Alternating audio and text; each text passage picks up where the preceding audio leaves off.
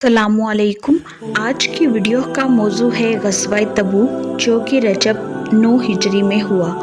जंग मोता के उन्वान में ज़िक्र किया जा चुका है कि जब रहमत आलम सल्लल्लाहु अलैहि वसल्लम की सफ़ीर हारिस बिन उमैर अज़दी रज़ियल्लाहु ताला अन्हु रसूलुल्लाह सल्लल्लाहु अलैहि वसल्लम का ख़त लेकर हाकिम बसरा के पास तशरीफ़ ले गए थे, तो शर्जील बिन उमरो गसानी ने उन्हें कत्ल कर दिया।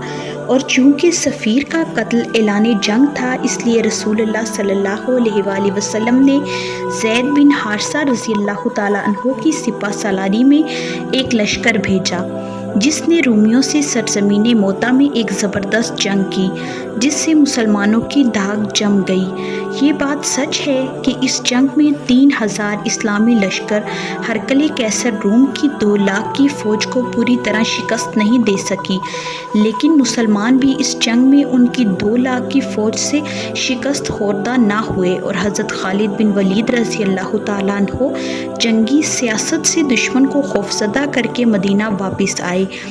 इसका असर मुसलमानों की साख पर बहुत अच्छा पड़ा। इसके बाद मुसलमानों ने मक्का फतह किया।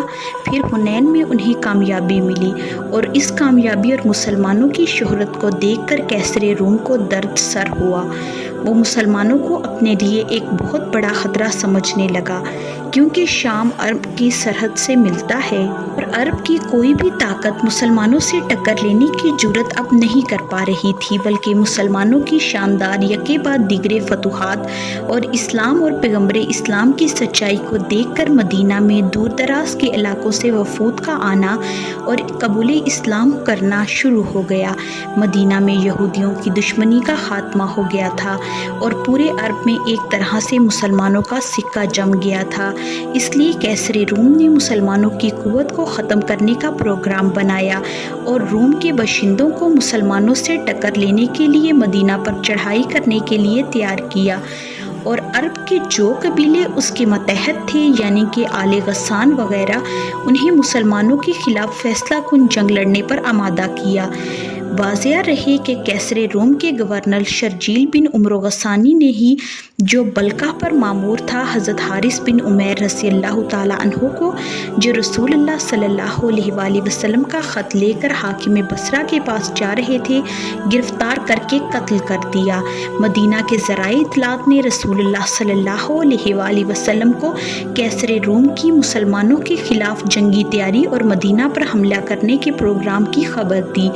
ये वो वक्त था जब मौसम गर्मी का था और लोग कहत साली की मार झेल रहे थे और फसल पक चुकी थी, लिहाजा मुसलमान फ़ौरन जंग के लिए निकलना नहीं चाहते थे।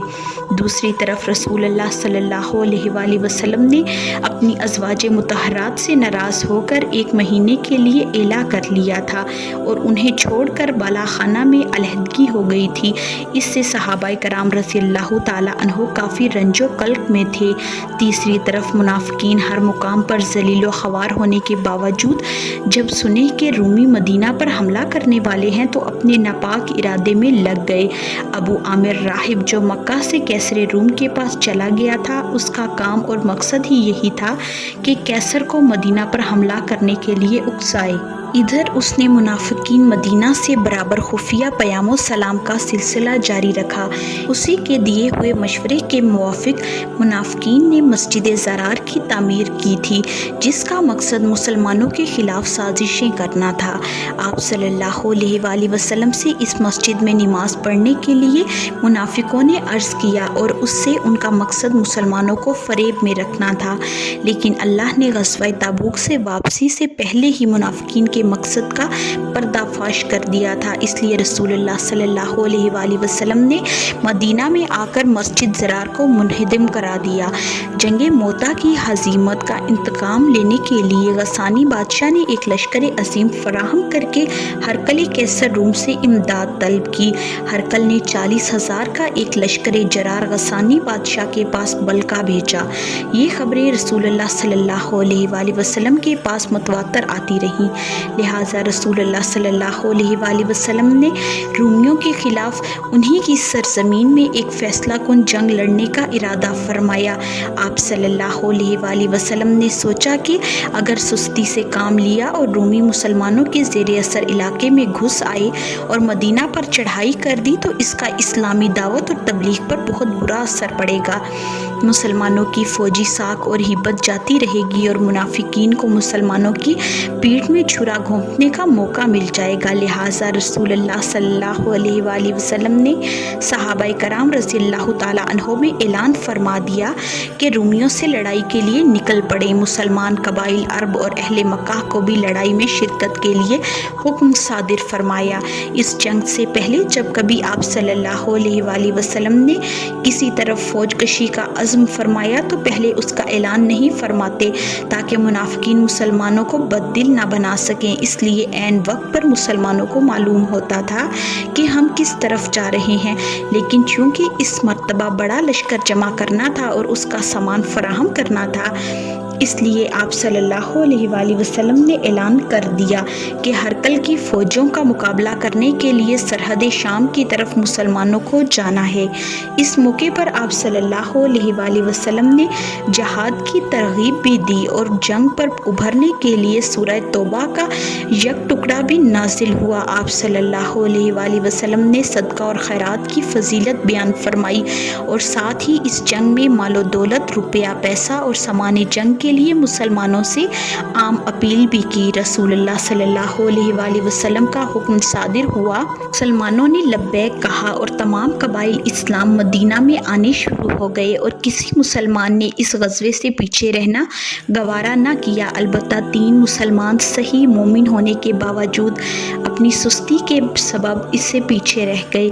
تمام صحابہ کرام رضی اللہ تعالیٰ عنہ نے صدقہ اور خیرات کرنے اور مال و دولت جمع کرنے میں ایک دوسرے سے آگے نکل جانے کی کوشش کی۔ حضرت ابوبکر رضی اللہ تعالیٰ عنہ نے اپنے گھر کا سارا سامان لا کر رسول اللہ صلی اللہ علیہ وآلہ وسلم کی خدمت میں دے دیا اور اہل و عیال کے لیے اللہ اور اس کے رسول صلی اللہ علیہ وآلہ وسلم کے سوا کچھ نہ چھوڑا۔ حضرت عمر فاروق رضی اللہ تعالیٰ عنہ نے اپنا آدھا مال حاضر فرمایا اور آدھا اپنے اہل و عیال کے لیے چھوڑ دیا۔ حضرت عثمان غنی رضی اللہ تعالیٰ عنہ اپنا مال تجارت شام کی طرف روانہ کرنے والے تھے۔ انہوں نے اپنا سارا سامان تجارت چندے میں دے دیا جس کی مقدار 900 اونٹ، 100 گھوڑے، پالان اور کھجاوے سمیت تھی۔ اس کے علاوہ 29.5 کلو چاندی اور 5.5 کلو سونا بھی رسول اللہ صلی اللہ علیہ وآلہ وسلم کے آغوش مبارک میں بکھیر دیے۔ آپ صلی اللہ علیہ وآلہ وسلم انہیں الٹتے جاتے اور فرماتے جاتے تھے، آج کے بعد عثمان رضی اللہ تعالیٰ عنہ جو بھی کریں انہیں ضرر نہ ہوگا۔ تاریخ میں الفاظ یوں بھی آئے ہیں، آج کے بعد اگر عثمان رضی اللہ تعالیٰ عنہ ایک بھی نیکی نہ کریں پھر بھی وہ جنتی ہیں۔ عبد الرحمن بن عوف رضی اللہ تعالیٰ عنہ نے بھی 29.5 کلو چاندی دیا۔ حضرت عاصم بن عدی رضی اللہ تعالیٰ عنہ نے 13,500 کلو ٹن کھجور دیے۔ حضرت طلحہ، سعد بن عبادہ، محمد بن مسلمہ رضی اللہ تعالیٰ عنہ نے بھی کافی مال دیا اور بقیہ تمام صحابہ کرام رضی اللہ تعالیٰ عنہ نے بھی تھوڑے بہت صدقات لے کر حاضر خدمت ہوئے۔ عورتوں نے بھی اس کارخیز میں بڑھ چڑھ کر حصہ لیا اور انہوں نے بھی اپنا ہار، بازو بند، بالی اور انگوٹھی وغیرہ حاضر خدمت کیا۔ غرض کسی مسلمان نے بھی بخل سے کام نہ لیا۔ جو لوگ مزدوری کر کے اپنا گزر بسر کرتے تھے انہوں نے بھی جو بھی ان سے ہو سکا رسول اللہ صلی اللہ علیہ وآلہ وسلم کی خدمت میں حاضر کیا۔ منافقین نے اس چندے میں بھی شرکت نہ کی اور طنز و مزاح سے بھی گریز نہیں کیا۔